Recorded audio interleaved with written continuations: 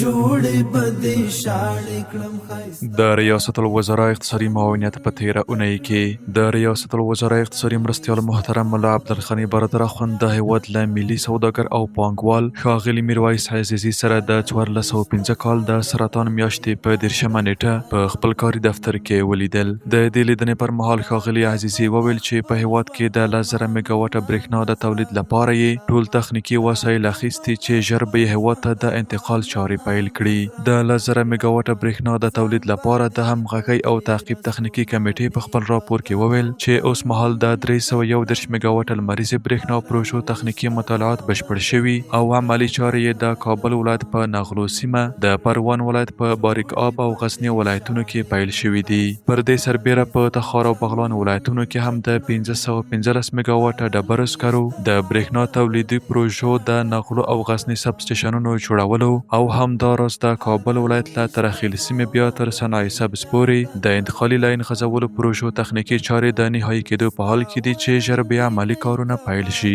د ریاست الوزرا اقتصادي مرستیال د عزیزي انرژي پانګونې شرکت ته د پوره همکارۍ ډاډ ورکړ.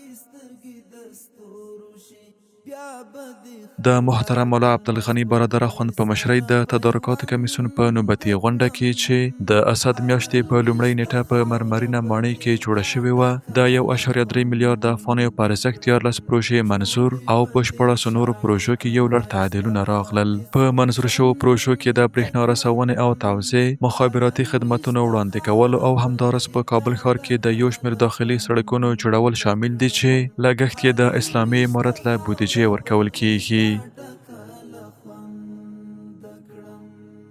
د ریاست الوزرا اقتصادي معاونیت تر چتر لاندې د پانګونې بین الوزارتي کمیټې په نوبتي غونډه کې چې د سرطان میاشتې په 13مه نیټه په مرمرینه ماڼۍ کې جوړه شوې وه په ارزګان، دایکنډي، غور، زابل، پکتیکا او فراه ولایتونو کې د لمریزې برېښنا د تولید پر طرح او د مزار شریف د نایب آباد سب سټیشن د پراختیا او لوجستیکي مرکز جوړولو پر موضوعاتو بحث وشو. دغه موضوعات د ټولو تخنیکي اړخونو د ارزونې په موخه اړوندو ادارو ته راجع شول څو یې په ټاکلو نیټو خپل راپورونه د پانګونې بین الوزارتي کمیټې ته وړاندې کړي.